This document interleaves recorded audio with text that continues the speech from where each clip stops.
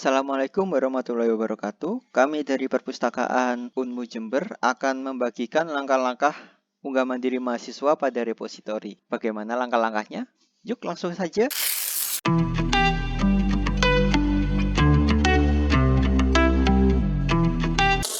Pada langkah pertama, kalian dapat membuka web browser terlebih dahulu. Lalu kemudian kalian dapat menuliskan repositori Unmu Jember pada kolom search atau repositori.unmujember.ac.id pada kolom URL. Jika kalian menggunakan kolom search, kalian akan ditampilkan seperti ini. Lalu kalian dapat memilih halaman paling atas yang bertuliskan Welcome to Repository Universitas Muhammadiyah Jember. Setelah masuk, kalian dapat scroll ke bawah menuju unggah mandiri mahasiswa. Setelah itu kalian akan dihadapkan oleh alur-alur unggah mandiri mahasiswa. Kalian dapat membacanya terlebih dahulu. Lalu pada bagian bawah terdapat file apa saja yang harus diunggah, yang meliputi pendahuluan, abstrak, bab 1, bab 2, bab 3, bab 4, dan seterusnya, daftar pustaka, lampiran, artikel, atau jurnal. File-file tersebut harus dipecah-pecah dan wajib memiliki watermark. Setelah itu, kalian dapat scroll ke bawah lagi. Di sini terdapat pedoman unggah mandiri. Pada nomor 1, terdapat panduan unggah mandiri mahasiswa berupa PDF. Kalian dapat menggunakan ini sebagai rujukan selama unggah mandiri mahasiswa.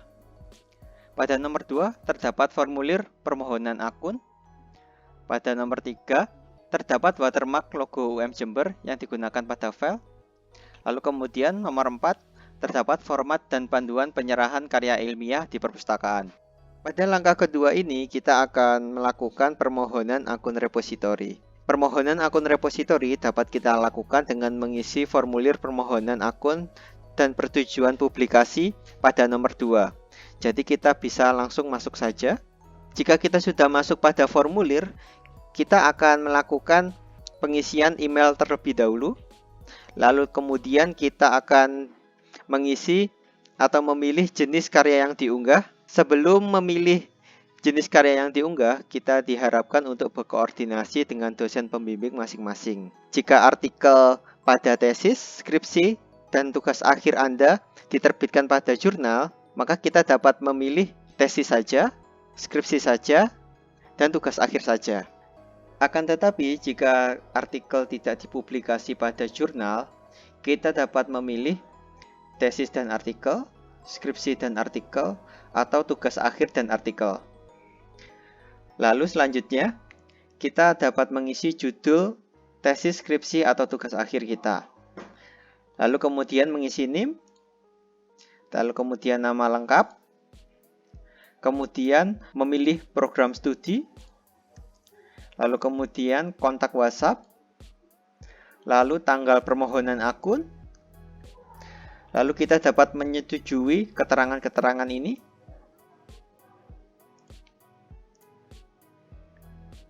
Setelah itu, kita dapat melakukan usulan judul atau pengarang buku yang sekiranya nanti akan bermanfaat untuk mahasiswa lainnya.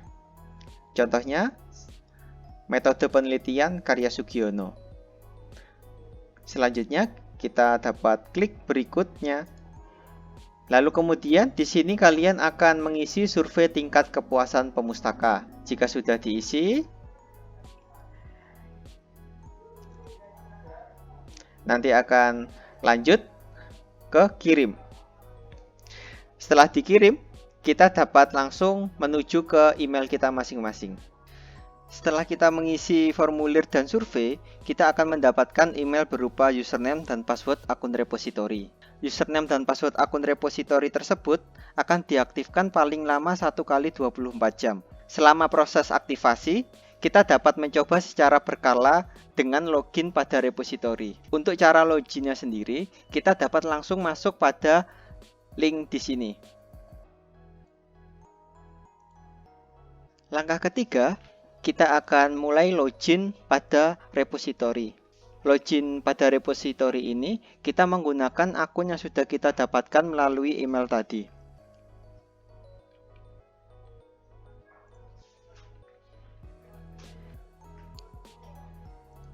Langkah keempat, kita akan melakukan unggah atau upload dokumen skripsi kita pada repositori. Langsung saja kita pilih New Item. Pada menu tipe item, kita dapat memilih tesis, kemudian Next. Pada bagian upload dokumen, kita langsung dapat menuju ke pilih file, pilih dokumen skripsi Anda sesuai dengan ketentuan. Mulai dari pendahuluan, abstrak, bab 1, bab 2, bab 3, bab 4, bab 5,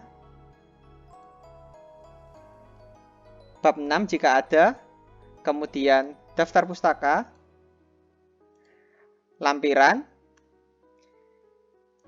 Jika artikel kita diupload pada jurnal, kita tidak perlu melakukan upload pada repositori. Akan tetapi, jika artikel kita tidak diupload pada jurnal, kita wajib menguploadnya pada repositori. Pastikan juga file yang kita upload berupa PDF. Jika dirasa sudah lengkap semua, kita dapat melanjutkan ke menu detail skripsi kita. Next. Kita masuk pada menu detail. Langkah selanjutnya, kita akan memasukkan data-data skripsi kita. Yang pertama, kita dapat memasukkan judul skripsi kita pada kolom title. Lalu kemudian, kita juga dapat memasukkan abstrak skripsi kita pada kolom abstrak. Setelah itu, pada thesis type, silakan dipilih sesuai dengan jenjang pendidikan yang ditempuh. Contohnya, Vocational Education untuk D3, Master untuk S2, Undergraduate untuk S1, Doktoral untuk S3, Other yang tidak disebutkan, Profession Education untuk pendidikan profesi, Nurse atau PPG. Kita ambil contoh salah satu yaitu Undergraduate atau S1.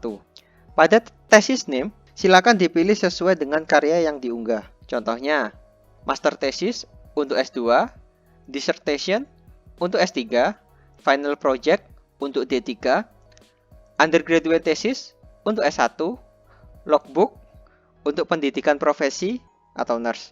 Di sini, kita dapat menentukan thesis name dari thesis type. Jika thesis type menggunakan undergraduate atau S1, pada thesis name, kita dapat memilih undergraduate thesis, yang juga S1. Selanjutnya, pada kreator, diisi dengan penulis skripsi. Salah satu contohnya, Endang Dewi Kartika. Pada family name, diisi dengan nama belakang terlebih dahulu. Kemudian, nama depan dan nama tengah. Jangan lupa untuk diisi nomor induk mahasiswa atau NIM. Selanjutnya, pada corporate creator, kita lewati saja. Selanjutnya, pada kontributor, diisi dengan dosen pembimbing. Penulisan nama dosen pembimbing masih sama seperti kreator, menggunakan nama belakang terlebih dahulu, kemudian nama depan dan nama tengah. Lalu kemudian jangan lupa diisi juga NIDN milik dosen yang bersangkutan.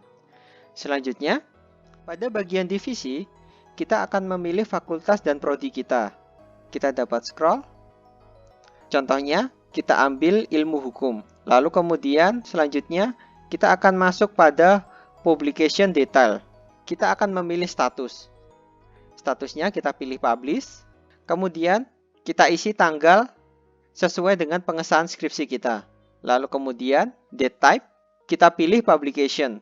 Kemudian, institution, kita dapat menuliskan universitas kita, yaitu Universitas Muhammadiyah Jember.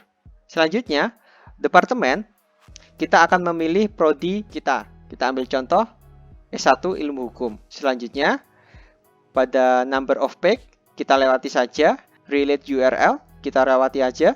Founder, juga kita lewati, project juga kita lewati. Kemudian kita masuk pada kontak email address. Kita isi dengan email kita. Pastikan email kita aktif karena segala bentuk informasi dari repositori akan diinformasikan langsung melalui email. Kemudian pada reference kita dapat mengisikan daftar pustaka, lalu kemudian kita akan mengisi uncontrolled keyword. Pada uncontrolled keyword ini, kita akan mengisi kata kunci pada skripsi kita. Setelah selesai, kita dapat next. Setelah kita masuk pada menu subjek, kita diwajibkan untuk memilih subjek atau klasifikasi yang sesuai dengan judul kita. Jadi contohnya jika perlindungan hukum terhadap korban cyberbullying, kita akan masuk pada 300 social science, kemudian 340 hukum, lalu di sini kita dapat memilih salah satu, kemudian add.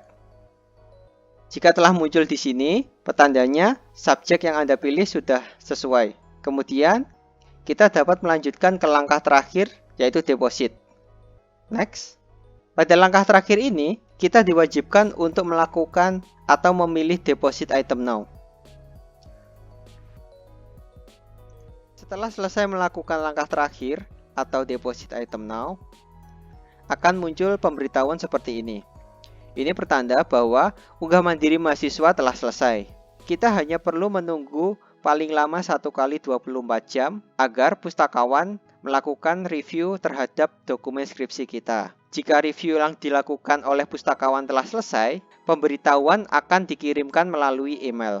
Kita dapat langsung menuju email. Setelah pustakawan melakukan review dan dinyatakan telah selesai dan lengkap, kita akan mendapatkan pemberitahuan melalui email. Pada email pemberitahuan akan tercantum link repositori serta pemberitahuan bahwa kita sudah dapat melakukan pengumpulan bundle serta VCD ke perpustakaan. Jadi seperti itulah proses dan langkah-langkah unggah mandiri mahasiswa pada repositori. Jika terdapat kendala selama proses unggah mandiri pada repositori, kalian dapat menghubungi kontak perpustakaan atau datang langsung ke perpustakaan. Terima kasih sudah menyimak video ini. Wassalamualaikum warahmatullahi wabarakatuh.